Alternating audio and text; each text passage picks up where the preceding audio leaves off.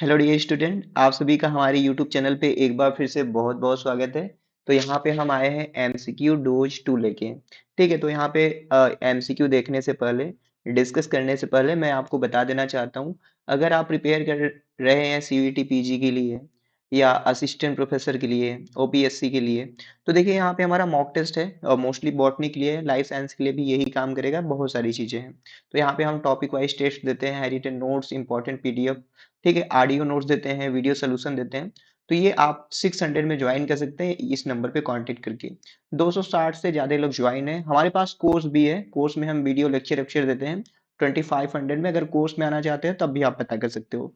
चलो इसको पहले कट कर देता हूँ, फिर हम चलते हैं अपने पीडीएफ पे आते हैं। ठीक है, एक बार चेक कर लेता हूँ, दिख रहा है ना? हाँ, तो आप सब ज्वाइन हो गए हैं क्लास में, डिस्कशन करें। क्विज कर लिया टेलीग्राम ग्रुप पे आप लोगों ने? कुछ लोग होंगे जो टेलीग्राम ग्रुप पे क्विज नहीं कर पा रहे होंगे, तो भैया टेलीग्राम ग्रुप का लिंक डिस्क्रिप्शन में है।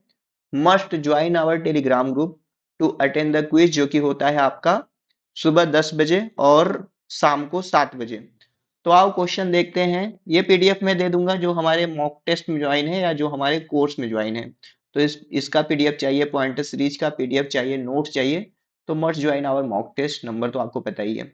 डिप्लॉयड ऑर्गेनिज्म है in which one chromosome of the single pair is missing. Missing है यानी कि बात कर रहा है 2n-1 का। 2n-1 को हम क्या बोलते हैं? इसको हम मोनोसोमी बोलते हैं।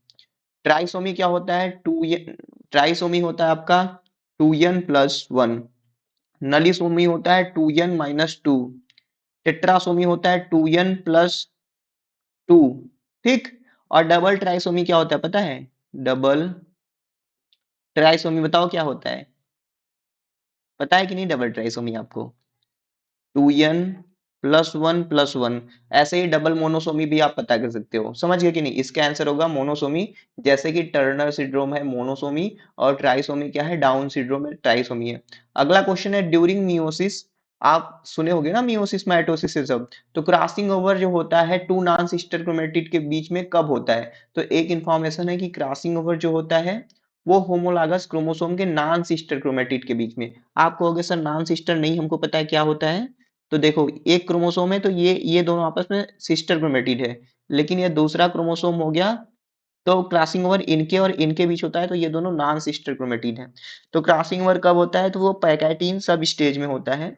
मियोसिस फर्स्ट जो होता है, मियोसिस फर्स्ट के प्रोफेज फर्स्ट में जो पैकेटीन होता है वहां पे होता है crossing over, exchange of genetic material.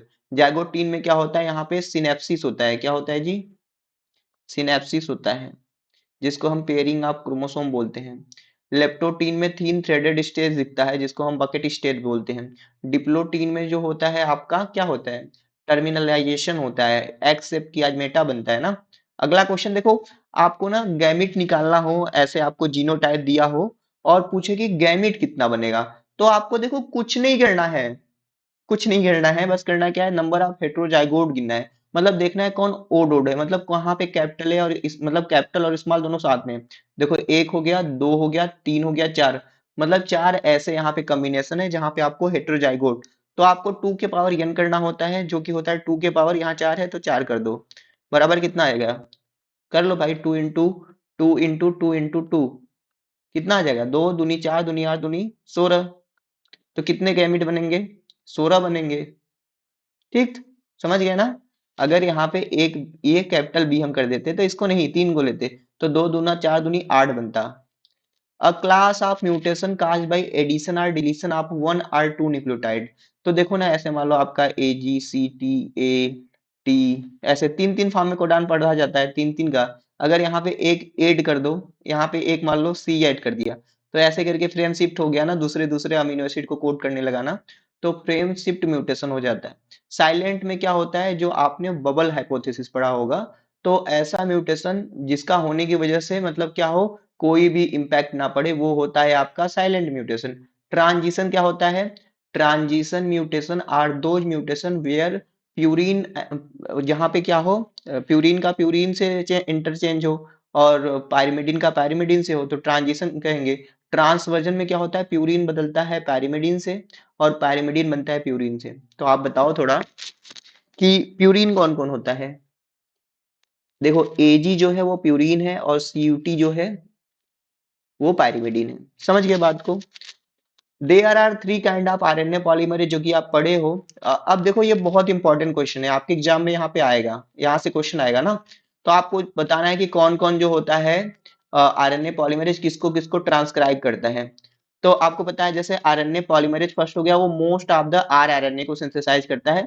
देख लो कोई भी आर आरएनए है जिसके लास्ट में 8 आ रहा है, जैसे 5.8 हो गया, 28 यस हो गया, ये सब आरएनए पॉलीमरेज फर्स्ट कराता है।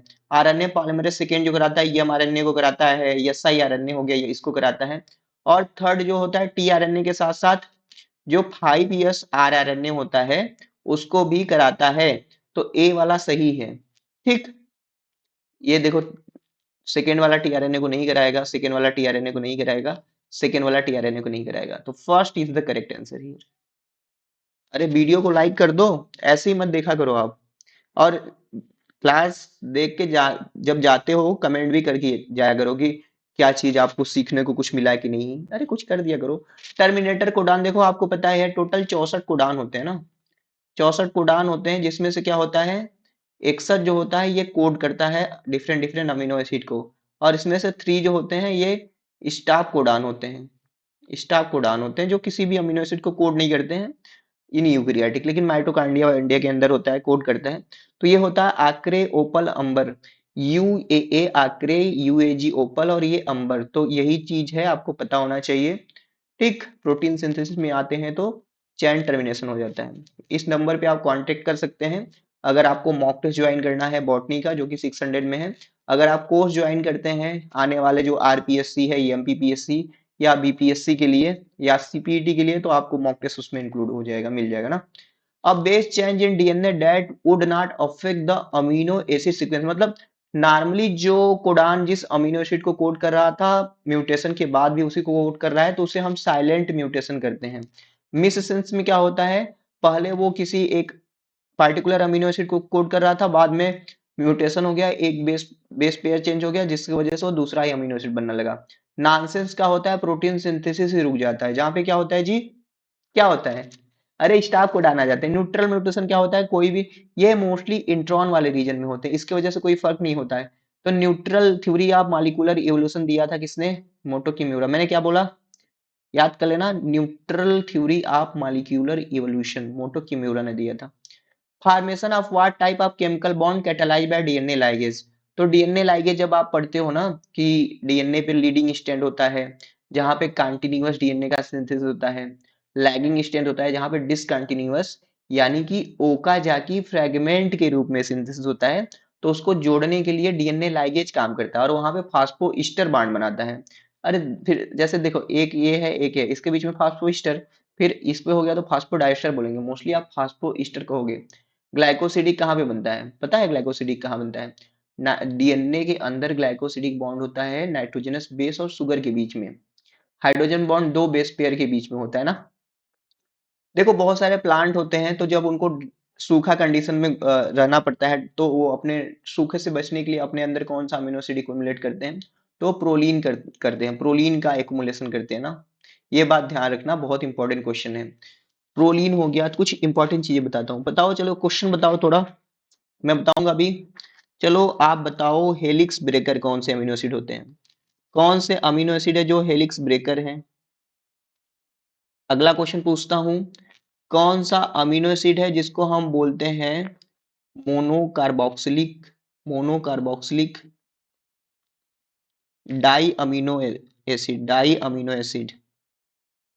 ठीक है, और आपको बताना है कि जो ऑक्सीजन होता है, ऑक्सीजन, इसके बायोसिंथेसिस में कौन सा अमीनो एसिड टेक्स प्लेस, मतलब कौन सा अमीनो एसिड काम करता है, बताओ। हाँ बिल्कुल सही बात है, हेलिक्स ब्रेकर को कौन करता है, हेलिक्स ब्रेकर होते हैं ग्लाइसिन और प्रोलीन होते हैं, नोट कर लेना जो नहीं आता। और जो mono amino di carboxylic acid जो है ये लाइसिन है, और यहाँ पे जो ऑक्सीजन का बायोसिंथेसिस कराता है वो ट्रिप्टोफैन है। और मेथियोनिन किसका कराता है, बिल्कुल सही बात है, मेथियोनिन, हाँ एथाइलिन को कराता है। चलो अगला क्वेश्चन है कि अगर मेल प्लांट जो है डिप्लॉयड है, तो 2n है आपका मेल, मेल क्या है 2n है, और आपका फीमेल जो है क्या है, 4n है। तो कह रहा है इंडोस्पर्म। तो देखो अब यहाँ पे डिप्लॉयड रहेगा जो एक सेल के अंदर, तो इसका जैसे गैमेट बनेगा तो 2n करके बनेंगे। तो यहाँ पे सेंट्रल सेल जो रहेगा एक्चुअली में 4n रहेगा, और जो गैमिट मेल गैमिट बनेंगे वो डिप्लॉयड है तो वो n आएगा। तो n आपका 4n से फर्टिलाइज करेगा तो क्या बनेगा, 5n वाला इंडोस्पर्म बन गया। तो पेंटाप्लॉयड बनेगा। समझ रहे हो बात को। अगला क्वेश्चन है कि when light is irradiated into the rapidly flowing solution containing cell, मतलब एक जैसे सेल है कोई, मान लो ऐसे, ठीक, इसके अंदर बहुत सारे सेल हैं, इससे लाइट पास कर रहे हो, तो क्या हो रहा है, light is release from the cell and cell can be separated based on the property of scattering light. ये प्रिंसिपल कब यूज होता है, देखो सिंपल सा मतलब समझो, कि जैसे कि आपको पता करना है, जैसे आपके पास एक्सपेरिमेंट कर रहे हो, बहुत सारे सेल हैं, तो अलग अलग सेल जो है अलग अलग सेल साइकिल की स्टेज में, कोई G1 में है, कोई G2 में है, कोई M में है, कोई S में है। तो उसको आपको पता करना है कि कौन सेल क्या कर रहा है, तो उसको फ्लो साइटोमेट्री, मतलब कोई अगर छोटा सेल है तो उससे ज्यादा ज्यादा लाइट पास होंगे, बड़ा सेल रहेगा तो कम लाइट। तो फ्लो साइटोमेट्री का यूज करके आप पता कर सकते हो कि सेल किस कंडीशन में है, सेल का नंबर कितना है, सेल का साइज कितना है। तो ऑल अबाउट आपको सेल पता करना है तो आपको फ्लो साइटोमेट्री करना पड़ेगा। चलो रेडियो अमीनो एसिड के बारे में बताओ, और इम्यूनो प्रिसिपिटेशन के बारे में बताओ, किसी को पता है तो कमेंट सेक्शन में बताएं। अगला क्वेश्चन है mycoplasma are the common, mycoplasma जो है रेजिस्टेंट है कॉमन एंटीबायोटिक लाइक पेनिसिलिन हो गया और वैनकोमाइसिन हो गया। ठीक है, पेनिसिलिन का काम जानते हो क्या होता है, पेनिसिलिन में क्या पाया जाता है, बीटा लैक्टम रिंग। ठीक है, बीटा लैक्टम रिंग होता है जो कि मोस्टली काम करता है सेल वाल को डिग्रेडेट करने के लिए, सेल वाल को डिग्रेडेट करता है मोस्टली पेप्टिडोग्लाइकन को। तो देखो माइकोप्लाज्मा के पास कोई सेल वाल नहीं होता है, इसलिए पेनिसिलिन हो गया, वेनकोमाइसिन हो गया, उसका कोई भी प्रभाव माइकोप्लाज्मा के ऊपर नहीं रहेगा। ठीक है, माइकोप्लाज्मा ऑस्मोटिक शॉक के लिए सेंसिटिव होता है, ये बात ध्यान रखना। माइकोप्लाज्मा को हम joker of the plant kingdom, PPLO या मल्लो कहते हैं। ठीक है, लिटिल लीफ ऑफ ब्रिंजल इससे होता है। तो माइकोप्लाज्मा जो है स्मॉलेस्ट सेल है हमारा विदाउट द सेल वॉल। लेकिन अगर हम कहें, एक क्वेश्चन आपसे पूछे, smallest cell with cell wall कौन है बताओ, कमेंट सेक्शन बताओ ये क्या है आपका। अगला क्वेश्चन पूछूं, ह्यूमन बॉडी के अंदर, ह्यूमन बॉडी, ह्यूमन बॉडी यहाँ पे मेंशन कर दूं फीमेल। ठीक है, लार्जेस्ट सेल कौन है, लार्जेस्ट बताओ। अगर हम बोले, अगला क्वेश्चन आपसे पूछे, लॉन्गेस्ट सेल, अगर हम पूछे longest cell in human body, longest बता सकते हो, बिल्कुल सही है, कमेंट सेक्शन में बताते चलो। अगला हमारा क्वेश्चन है कि the compound employed as the fusogen in plant protoplast fusion. तो सिंपल क्वेश्चन पूछा है कि प्रोटोप्लास्ट को फ्यूजन कराने के लिए, यानी साइब्रिड का नाम सुने होंगे, इसको बनाने के लिए कौन सा केमिकल यूज करते हो। तो सबसे पहले आपको पता है प्रोटोप्लास्ट क्या होता है, जैसे एक देखो सेल होता है ना, सेल के ऊपर क्या रहता है, सेल मेम्ब्रेन, सेल वाल रहता है, सेल वाल रहता है। तो प्रोटोप्लास्ट बोलते हैं किसको, किसको बोलते हैं पता है, अ सेल विदाउट सेल वॉल, अ सेल विदाउट सेल वॉल, इसको हम बोलते हैं प्रोटोप्लास्ट। तो सेल से सेल वॉल को रिमूव कर दिया, दो को उसको फ्यूज करा रहे हो, तो क्या होता है, उसका साइटोप्लाज्म फ्यूज हो जाता है, लेकिन न्यूक्लियस नहीं फ्यूज होता है। ठीक, तो उसे कहते हैं प्रोटोप्लास्ट फ्यूजन, और इसको कराने के लिए हम मोस्टली यूज करते हैं पेग का, पॉलीइथिलीन ग्लाइकॉल हो गया, इसके साथ साथ सोडियम नाइट्रेट हो गया, इसके साथ साथ हम एक संडाई वायरस होता है इसका यूज करते हैं। ठीक, इसके साथ साथ हम और क्या यूज कर सकते हैं भाई, इसके साथ साथ हम इलेक्ट्रिक शॉक का यूज कर सकते हैं। ठीक, आगे चलो। ट्री हेलोज क्या होता है पता है, ट्री हेलोज जो है ये ट्राइसेकेराइड होता है, जो इंसेक्ट होता है, इंसेक्ट के अंदर ये ब्लड शुगर का काम करते हैं। अगला देखो पूछ रहा है कि इसमें से कौन सा है जो रिवर्स ट्रांसक्रिप्टेज वाला एक्टिविटी शो करता है, यानी कि आरएनए से डीएनए बन सकता है, कंप्लीमेंट्री डीएनए बन सकता है, वो तो टीलोमरेज एंजाइम होते हैं। जो क्रोमोसोम का टिप होता है तो वहां पे टीलोमियर होता है, जो कि क्रोमोसोम की आइडेंटिटी को मेंटेन करता है। टीलोमियर का मेन काम होता है कि आपस में कोई क्रोमोसोम फ्यूज ना हो जाए, तो वहां पे टीलोमरेज पाया जाता है। ऐसे जी सीक्वेंस यहाँ पे जैसे टी एक्चुअली में होता है, तो वहां पे वो काम करता है। राइबोजाइम एक ऐसा एंजाइम है जो केच एंड अल्टमान ने खोजा था। और more as you all know कि मोस्ट ऐसे कहते हैं ना, enzyme are proteinaceous in nature, but ribozyme एक ऐसा एंजाइम है जो कि आरएनए इन नेचर का है। अब कैस्पेस के बारे में है, देखो कैस्पेस जो है आपका सेल डेथ में काम करता है। सेल डेथ यानी कि एपोप्टोसिस पढ़ोगे ना, तो वहां पे कैस्पेस का काम आएगा। राइबोन्यूक्लियेज ऐसा एंजाइम है जो आरएनए को कट कर सकता है। अगला क्वेश्चन है कि frequency of an alien in population can be change. तो सिंपल सा बात करा कि भैया देखो, ऐसा कौन कौन से फैक्टर है जो हार्डी वीनबर्ग इक्विलिब्रियम को इनहिबिट करेंगे, रोकेंगे, इक्विलिब्रियम को मेंटेन करने से रोक देंगे, मतलब चेंज हो जाएगा। मतलब ऐसे करें, देखो एक पॉपुलेशन है, कहीं पे पॉपुलेशन है आराम से, पॉपुलेशन के अंदर क्या है कि इनके एलील फ्रीक्वेंसी में चेंज कैसे आएगा। चेंज ऐसे आएगा कि मतलब देखो यहाँ पे जैसे पहले यहाँ पे कहा जाता है कि भैया नॉर्मल हार्डी वीनबर्ग इक्विलिब्रियम में रहने के लिए रैंडम मैटिंग होनी चाहिए, मतलब कोई किसी के साथ रिप्रोड्यूस कर सकता है। लेकिन यहाँ पे देखो, यहाँ पे सिलेक्शन, मतलब अगर ऐसा ये पॉपुलेशन है 50 लोग रह रहे हैं, यहाँ पे सिलेक्ट करके मैटिंग करने लगे, तो भैया उससे एलील फ्रीक्वेंसी में चेंज आ जाए। म्यूटेशन कोई भी बाहर से ऐसा कोई म्यूटेशन आ गया तो एलील फ्रीक्वेंसी में चेंज आ जाएगा। कोई यहाँ से माइग्रेट करके अंदर आ रहा है, बाहर जा रहा है, तो एलील फ्रीक्वेंसी में चेंज हो रहा है। इनब्रीडिंग मतलब क्लोज मैरिंग कर रहे हैं तब भी हो रहा है। रैंडम जेनेटिक ड्रिफ्ट आ रहा है तब भी वहां पे एलील फ्रीक्वेंसी में चेंज हो जा रहा है। तो एक चीज याद रखो, अगर आपसे पूछे कि हार्डी वीनबर्ग इक्विलिब्रियम में रहने के लिए पॉपुलेशन को क्या क्या फॉलो करना चाहिए, तो उनका नेचुरल सिलेक्शन नहीं होना चाहिए, म्यूटेशन नहीं होना चाहिए, माइग्रेशन नहीं होना चाहिए, इनब्रीडिंग नहीं होना चाहिए, जेनेटिक डिप नहीं होना चाहिए, तभी वो हार्डी वीनबर्ग इक्विलिब्रियम में रह सकता है। ये बात ध्यान रखना। आगे चलते हैं। Norman Borlaug father of green revolution हम बोलते हैं। चलो बता दो एक question, father of Indian green revolution, Indian green revolution कौन है, पता है आपको? हाँ, एम एस स्वामीनाथन है। तो इन्होंने देखो ना किसके गामा रे से मतलब म्यूटेशनल ब्रीडिंग किया, और गामा रेज का यूज करके इन्होंने मैक्सिकन मतलब ड्वार्फ वैरायटी ऑफ व्हीट को डेवलप किया, जो कि बहुत अच्छा काम था। आगे चलते हैं। Theory of Continental drift was proposed by, बहुत लोगों को पता नहीं होगा कि कंटिनेंटल ड्रिफ्ट का मतलब क्या है। अरे हाँ, आपको पता है भाई, आपको नहीं कह रहा हूँ। इतने लोग ज्वाइन हो, एक आध लोगों को तो नहीं, मेरे को भी नहीं पता था पहले। ठीक है, बीएससी थर्ड ईयर मुझे पता चला कि what is the Continental drift. देखो कंटिनेंट का मतलब होता है महाद्वीप। पहले जैसे हमारी धरती थी ना, तो अलग अलग जो पैंजिया थी, सारे मतलब धरती के जो भाग थे एक दूसरे से जुड़े हुए थे। लेकिन क्या हुआ कि जैसे धीरे धीरे क्या हुआ, जो टेक्टोनिक प्लेट थी ना, उसमें टकराव की वजह से ना ऐसे अलग अलग हो गई। तो कंटिनेंटल ड्रिफ्ट के बारे में अल्फ्रेड वेगनर ने बताया। चार्ल्स डार्विन को तो पता ही है आपने, नेचुरल सिलेक्शन के बारे में बताया, फिंचेस के बारे में स्टडी करके, और ओरिजिन ऑफ स्पीसीज करके बुक भी लिखा था। एक बात बताओ हमको, इन्होंने अच्छा ओरिजिन ऑफ स्पीसीज बुक लिखा था जिससे दुनिया को तो फायदा हुआ, हम लोग को फायदा हुआ, लेकिन एक उस समय पे एक ऐसा इंसान था, ऐसा साइंटिस्ट था कह लो, जिसको घाटा हुआ। वो कौन से साइंटिस्ट थे जिनको डार्विन की वजह से लाइफ में फेलियर का सामना करना पड़ा? वो जब तक जिंदा थे उनको साइंटिस्ट कहा ही नहीं गया। पता है आपको?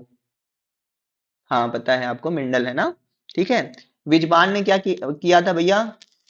विजमान ने दिया था थ्योरी ऑफ जर्म प्लाज्म। ठीक, मतलब ऐसे कैरेक्टर जो जर्म सेल में होते हैं वही एक पीढ़ी से दूसरी पीढ़ी में जाते हैं। चूहा का चूहा का पूंछ काट काट के देखे थे। अगला क्वेश्चन है, for a population in which mortality rate यानी मरने की दर is low until the end of life span.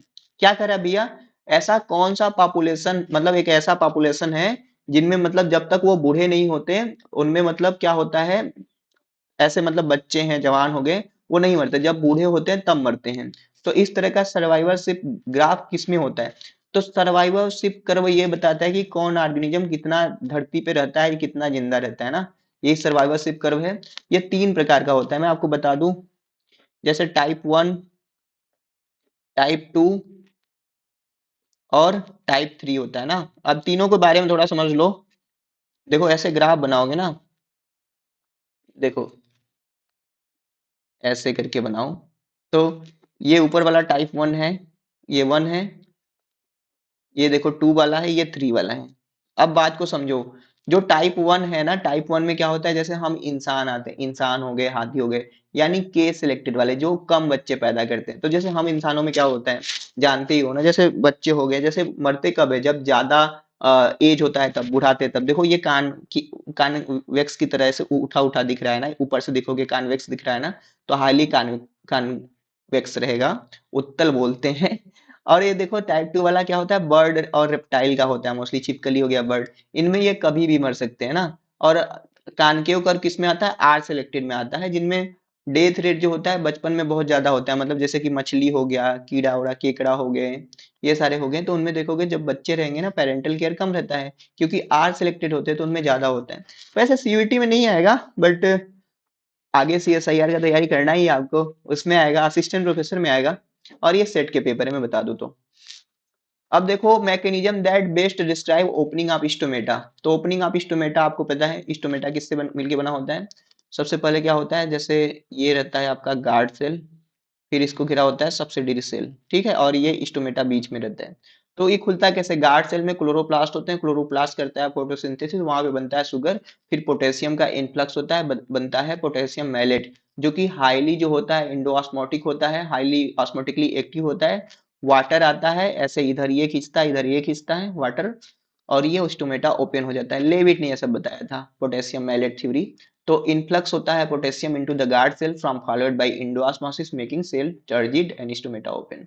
मैंने देखो क्लास में सारा चीज पढ़ाया हुआ है, हर चीज देखो। अब यही चीज बीच में थोड़ा सुन भी लो, जैसे 30 क्वेश्चन आपको करवा रहा हूं ना, सुन रहे हो मेरी बात को। तो यहां से जितने भी क्वेश्चन करा रहा हूं, मान लो ऊपर से यहां तक कराता आया, देखो अब क्या क्या यहाँ से, जैसे देखो अब माइकोप्लाज्मा के बारे में यहाँ पे डिस्कशन हो रहा है, तो आप थोड़ा सा माइक्रोबायोलॉजी के बारे में, जैसे माइकोप्लाज्मा क्या हो गए, बैक्टीरिया क्या है, बैक्टीरिया के टाइप, बैक्टीरिया में रिप्रोडक्शन कैसे होता है, ये सारा पढ़ सकते हो इससे। अगला ये क्वेश्चन है, तो थोड़ा सा आप ये कहाँ से क्वेश्चन को पहचानना सीखो। बहुत लोग का कंप्लेन आता है कि सर ग्रुप में बहुत क्विज आते हैं, हमको समझ नहीं आता। ये देखो प्लांट टिश्यू कल्चर से आएगा, ठीक है। जब आप सिलेबस जानोगे, चीजों को समझोगे, तब ना। यहाँ पॉलीथिलीन ग्लाइकाल, थोड़ा प्रोटोप्लास्ट फ्यूजन हो गया, सिंथेटिक सीड के बारे में। चलो एक क्वेश्चन बताओ, सिंथेटिक सीड बनाने के लिए कौन सा जेल यूज करते हैं, ठीक है। सोमाक्लोनल वेरिएशन के बारे में पढ़ो। फिर यहाँ से देखो, यहाँ रिवर्स ट्रांसक्रिप्टेज के बारे में आ रहा है, तो थोड़ा सा आप रिवर्स ट्रांसक्रिप्शन क्या होता है, रिवर्स ट्रांसक्रिप्शन क्या होता है, टेमिन एंड बाल्टीमोर ने क्या काम किया था, राइबोजाइम है तो क्या है, ठीक है। फिर यहाँ से देखो तो हार्डी वीनबर्ग इक्विलिब्रियम के बारे में पढ़ लो इस क्वेश्चन से। नॉर्मल बोर लॉग का आ गया तो ठीक है, इतना पढ़ लिए, कंटिनेंटल ड्रिफ्ट मत, ठीक है। और ये देखो आरएनके सिलेक्टेड स्पीसीज क्या होता है, लाइव टेबल क्या होता है, ये सब पढ़ सकते हो ना। चलो आगे चलते हैं। पॉलीगोनम टाइप ऑफ एम्ब्रियो से, तो देखो मोनोस्पोरिक होता है ये, 7 सेल्ड न्यूक्लिएट, ये कल भी बताया था। बाइस्पोरिक क्या होता है, जहां पे दो फंक्शनल मेगास्पोर होते हैं, जैसे कि इंडमियान टाइप का होता है और एलियम टाइप का होता है। ट्राइस्पोरिक नहीं होता है, टेट्रास्पोरिक बहुत सारे होते हैं। तो आप अब इम्ब्रियोसेक का टाइप पढ़ लो जाके नोट में से। अगला क्वेश्चन है कि ऐसा कौन सा टेक्निक है जहां पे हम किसी पार्टिकुलर जीन का एक्सप्रेशन को मेजर कर सकते हैं। तो डीएनए माइक्रो एरे एक ऐसा टेक्निक होता है ना, डीएनए माइक्रो एरे टेक्निक से हम, जैसे मान लो हमारे एक सेल के अंदर बहुत सारे जीन हैं, तो सारे जीन को हम एक साथ एक्सप्रेशन उसका चेक कर सकते हैं कि कौन जीन कितना एक्सप्रेस कर रहा है, ठीक है, कौन जीन कितना तेज ट्रांसक्राइब कर रहा है, आरएनए बना रहा है, ठीक। अगला क्वेश्चन है कि डाई एटम का जो होता है स्पोर, उसको क्या बोलते हैं। मतलब आपको पता है डाई एटम यानी कि क्राइसोफाइट्सी के बारे में, उसके स्पोर को हम आगजो स्पोर बोलते हैं। अब देखो ये कहाँ पे मिलता है, आटो स्पोर कहाँ पे मिलता है पता है आपको। ऐसे ही तैयारी होती है ना, मैं पूछ रहा हूं, ऊपर क्यों देख रहे हो। अरे आ रहा है, टाइप करो, देखो किसी ने टाइप करके भेजा। आटो स्पोर कहाँ मिलता है, क्लोरेल्ला में मिलता है, क्लोरेल्ला में, क्लोरेल्ला यूनिसेलुलर होता है। एंडोस्पोर कहाँ पे मिलता है, उडोगोनियम में ना जी, ड्वार्फ मेल एंडोस्पोर उडोगोनियम, डेनेंड्रियम एंडोस्पोर उसे बोलते हैं ना। जाइगोस्पोर कहाँ पे मिलता है, मोस्ट ऑफ द एल्गी में जाइगोट रहता है, एक रेस्टिंग पीरियड में चला जाता है, थिक कवर बनाता है, उसको जाइगोस्पोर बोलते हैं। हाँ हाँ समझ रहा हूँ, कहोगे सर आप बहुत दिन से पढ़ते हैं, आप भी पढ़ो। चलो अगला क्वेश्चन है कि infectious single standard RNA in plant that are not associated with any protein. तो इसका किसने खोज किया था पता है, टीओ डाइनर ने खोज किया था। और ये क्या था, टीओ डाइनर ने खोज किया था, और ये था आपका वायरॉइड, ठीक। वायरॉइड था, देखो वायरॉइड यहाँ पे है। अब प्रियन क्या होता है, प्रोटीन पार्टिकल होता है जो इन्फेक्शियस होता है। और इसका प्रूसिनर ने डिस्कवरी किया था। आप बताओ कुछ स्कारपी डिजीज किससे होता है, कडांग कडांग किससे होता है, विच ब्रूम किससे होता है, ये सारा आपको पढ़ना है ना। अब पाउडरी मिल्ड्यू इन कॉफी, मतलब पाउडरी लेसन कॉफी में किससे होता है, देखो पाउडरी मिल्ड्यू पूछे ना, ऐसे नॉर्मली तो आप एडीसीपी लगा सकते हो, लेकिन कॉफी में रस्ट या पाउडरी रस्ट इन कॉफी पूछे ना, तो आप हेमेलिया वर्टेक्स लगा सकते हो ना, हेमेलिया पैटर्न्स करके भी होता है। पक्सिनिया ग्रैमिनिस से क्या होता है पता है, ब्लैक रस्ट ऑफ व्हीट। ठीक है, पता है ना। कुछ क्वेश्चन पूछूं, रेडी हो, चलो बताओ। यार पेनिया काम नहीं कर रहा है। ब्राउन रस्ट किससे होता है, ब्राउन रस्ट और येलो रस्ट, येलो या ऑरेंज रस्ट, पता है क्या। ब्राउन रस्ट होता है पक्सिनिया रिकंगडेटा से, रिकंगडेटा, ठीक। ब्राउन रस्ट होता है पक्सिनिया रिकंगडेटा से, और येलो रस्ट होता है पक्सिनिया स्ट्रीफॉर्मिस से। ठीक है भाई, ये सब याद कर लो, मैच में आएगा। अगला क्वेश्चन है कि भैया जो राइजोपस होता है, राइजोपस में जैसे ब्रेड के ऊपर लगता है तो ब्रेड ब्लैक ब्लैक हो जाता है, तो वो किस वजह से ब्लैक हो जाता है। तो राइजोपस जब जनरेट करता है तो वहां पे बहुत सारे स्पोरेंजियो स्पोर बन जाते हैं, उसकी वजह से होता है। बेसिडियो नहीं मिलता है भैया, बेसिडियो स्पोर उसमें नहीं होता, पक्सिनिया ऑक्सिनिया में सुनोगे। बेसिडियो माइसिटीज में, राइजोपस तो फाइकोमाइसिटीज का है ना। आर्थ्रोस्पोर भी नहीं बनेगा, आर्थ्रोस्पोर हमने बताया कि जो हाइफी होता है तो एक एक हाइफी ऐसे टूट के अलग हो जाए और स्पोर की तरह बिहेव करे तो आर्थ्रोस्पोर, और एस्कोस्पोर भी नहीं, वो एस्कोमाइकोटिना से रहेगा। राइजोपस फाइकोमाइसिटीज से है, एलिमिनेशन मेथड लगा के कर सकते थे। अब कहोगे सर कहाँ से हम पढ़े क्लासिफिकेशन फंजाई का, क्यों पढ़ना है फंजाई का क्लासिफिकेशन, टफ है वो, एंसवर्थ का एक आध बार देख लो।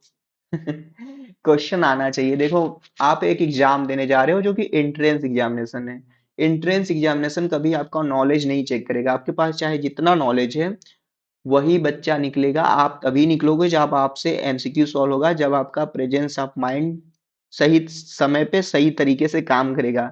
नहीं तो एग्जाम में गए प्रेशर लेके बैठे हो, पढ़ के तो बहुत गए हो, आता तो बहुत है, लेकिन प्रेशर लेके एक्स्ट्रा माइंड लगा के ओवर थिंक करके गलत करके आ रहे हो।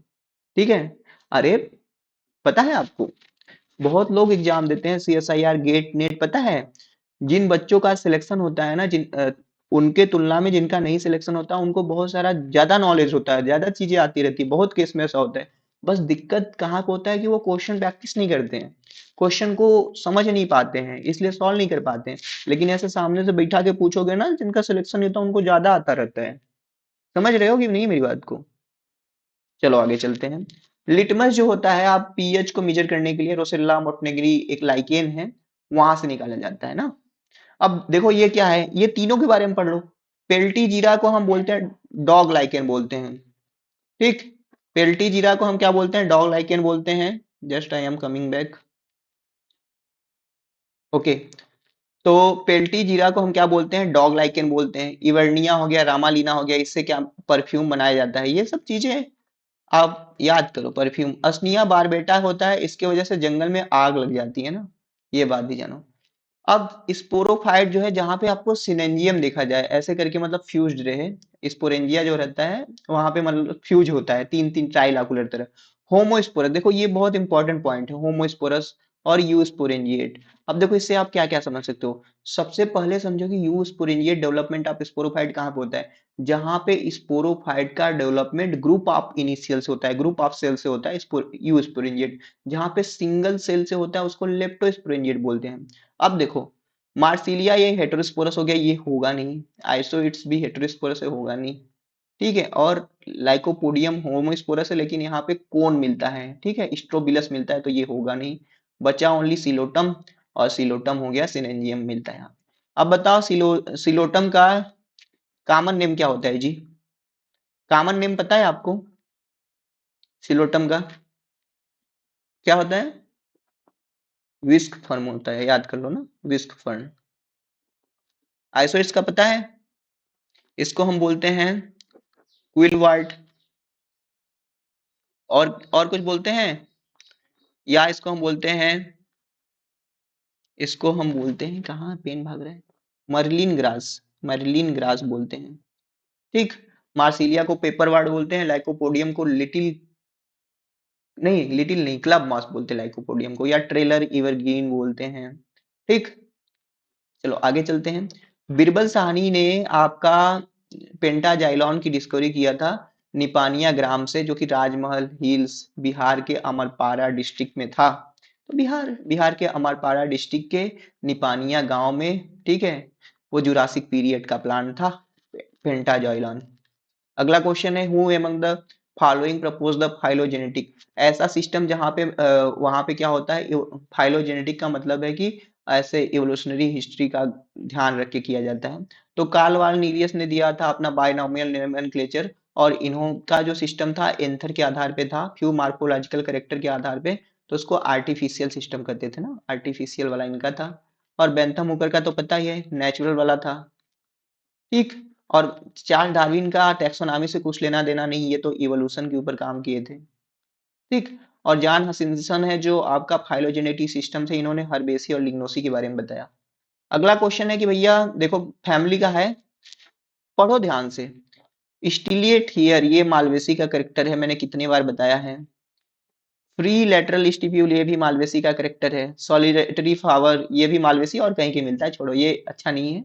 लेकिन ये समझो, मोनो एडल्फस स्टेमेन कहाँ पे होता है मोनो एडल्फस?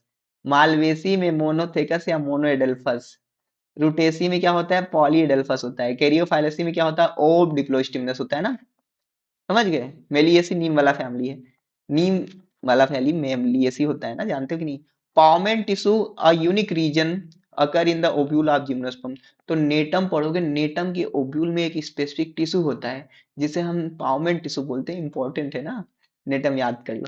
तो इस तरीके से देखो, हमने ना अपना दूसरा क्लास ये कंप्लीट किया है। आप सबको बढ़िया तो लग ही रहा होगा, लेकिन एक चीज और कहूंगा कि भाई, अगर आप, बहुत लोग ऐसे नोट के लिए बोलते हैं कि नोट ये नोट वो दे दो, भैया आप हमारा मॉक टेस्ट ज्वाइन कर लो। देखो, पॉइंटर सीरीज का भी पीडीएफ, ये भी पीडीएफ, और बहुत सारे handwritten notes with audio note आपको मिल जाएगा। और इसका वैलिडिटी तो भी जुलाई जुलाई 2024 तक है। आप सेव करके भी रख सकते हो आगे के रेफरेंस के लिए। और भैया इतना चीज फ्री में कर रहे हैं, अगर आप मॉक टेस्ट ज्वाइन करोगे तो इनडायरेक्टली हमको सपोर्ट भी तो कर पाओगे, बताओ। चलो मिलते हैं नेक्स्ट वीडियो में।